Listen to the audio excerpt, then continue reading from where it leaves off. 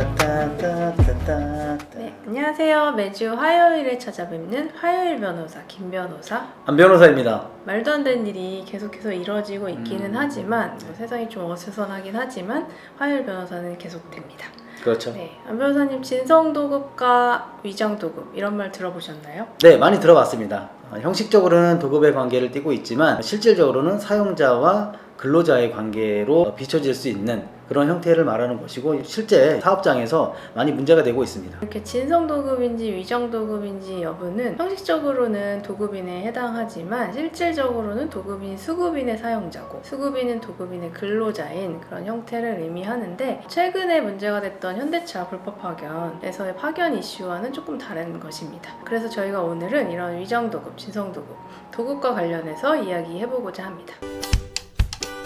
네, 일반적으로 도급계약이라는 것은 어떤 것을 의미하는 것일까요? 개별 법률에서 조금씩 차이가 있게 정의되고 있기는 한데 기본이 되는 민법에 따라서 말씀을 드리면 민법 도급계약에서는 계약의 일방 당사자가 상대방에게 일을 맡기고 그 상대방은 그 일을 처리한 대가로 보수를 받는 그런 계약을 맺는 경우가 있는데 이것을 도급계약이라고 하고 일을 맡기는 사람을 도급인, 일을 받는 사람을 수급인 이렇게 정의하고 있습니다. 이렇게 좀 개념적으로 말씀을 드리면 조금 와닿지가 않는데 실제 유리 상황에서도 많이 있습니다. 크게 작게 많이 있는데 가장 흔한 예가 건물에 누수가 있다. 그러면 누수를 탐지하고 하자를 보수하는 업체를 불러서 일을 맡길 거예요. 그런 것들이 도급계약이라고 생각하시면 되고 뭐 더 작게는 시계가 고장났다. 그럼 어디에 맡겨야 되겠죠? 그리고 옷이 뭔가 좀 잘못됐다. 수선을 맡겨야 되겠죠? 이런 거 다 도급계약이라고 생각하시면 되고 뭐 더 작게는 어디에 물건을 배달하고 싶은데 퀵서비스를 이용하고 싶다. 그래서 퀵서비스 업체에다가 내가 물건을 맡겨서 배달을 맡기는 이런 것도 작게는 다 도급계약의 한 형태로 보셔도 뭐 크게 틀리지는 않습니다.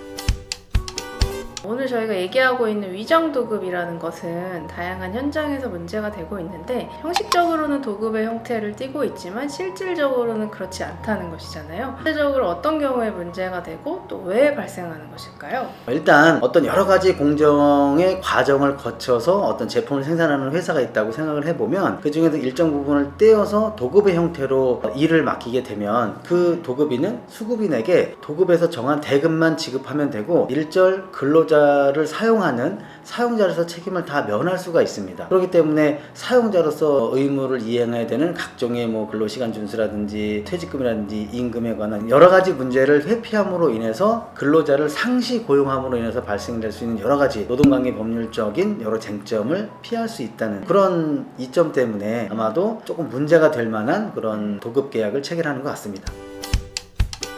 네, 이런 위장도급의 문제는 특히 소사장 이라는 사람들과의 관계에서 더욱더 문제가 되고 있는데 이 소사장이라는 것은 어떤 개념이고 또 구체적으로 어떤 경우에 문제가 되는 것일까요? 약간 생소하게 들리시는 분도 있을 수 있을 텐데 소사장이라는 게 별게 아니고 사내하도급의 형태다라고 생각하시면 되는데 한 회사 사업장 내에서 일정 부분을 이제 소사장이라고 하는 그런 말 그대로 작은 사장님이죠. 그 사장님에게 일임을 하는 거예요. 그래서 그 사장님이 내 회사에 들어와서 자기가 고용한 근로자와 함께 같이 일을 하는 거죠. 이 형태를 도급의 형태로 시키기 때문에 우리가 이른바 소사장 이런 말로 사용하고 있습니다. 네, 이렇게 소사장들과의 관계에서 위장도급이니 진성도급이니가 문제가 되는 것은 도급인의 사업장 내에서 소사장이 일하는 경우가 대부분이기 때문이죠. 아, 그렇죠. 큰 회사 내에서 소사장들이라고 하는 분들이 자기가 고용한 근로자들과 일을 하기 때문에 물리적으로 봐도 뭔가 구분되지 않는 영역들이 있고 그 도급을 준 그 회사에서 소사장이 고용하고 있는 근로자들에게 아주 구체적인 업무 지시를 하는 경우들이 생길 수밖에 없는 그런 경우도 있거든요. 그렇기 때문에 이게 도급이냐 아니면 사용자와 근로자 관계냐 이런 것들이 문제가 되는 것 같습니다.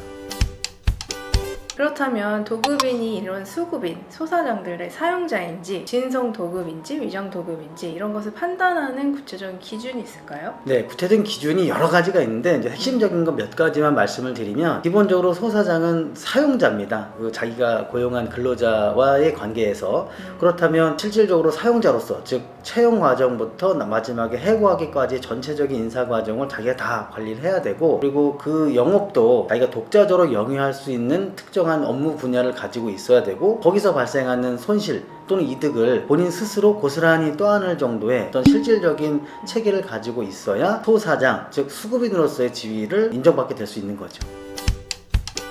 그러면 도급인이 수급인의 사용자, 수급인의 근로자들의 사용자라고 인정되는 경우에는 법적으로 어떤 문제가 될까요? 기본적으로는 근로기준법이 막바로 적용이 됩니다. 사용자와 근로자 관계에서 지켜야 되는 예를 들면 근로시간 준수라든지 당연한 것이고요. 일종의 임금을 구성하고 있는 여러 항목들이 있는데 일정 수준 이상의 임금을 반드시 지급하셔야 되고, 또 여러 가지 사유로 퇴직하는 경우는 직접 그 근로자에게 퇴직금까지 반드시 지급하셔야 되기 때문에 이런 여러 가지 근로기준법을 포함한 노동관계 법률에서 정하고 있는 법률을 준수해야 되는 의무가 있고, 또 노동청에 근로감독을 받아야 되는 의무도 부담하게 됩니다. 그렇기 때문에 업무 체계 방식이라든지 아니면 계약 관계 이런 측면에서 도급인과 수급인의 관계로 형성될 수 있게끔 여러 가지 사항을 점검해 두실 필요가 있습니다.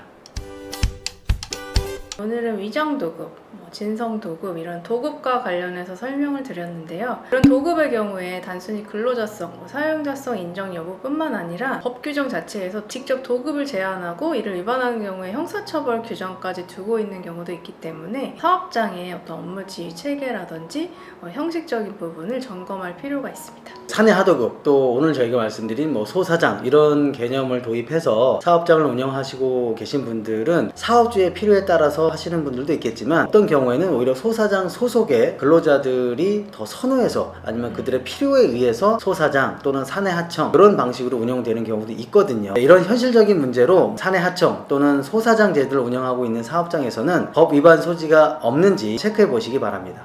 오늘 영상도 도움이 되셨다면 구독과 좋아요 그리고 알림 설정도 부탁드리겠습니다. 네.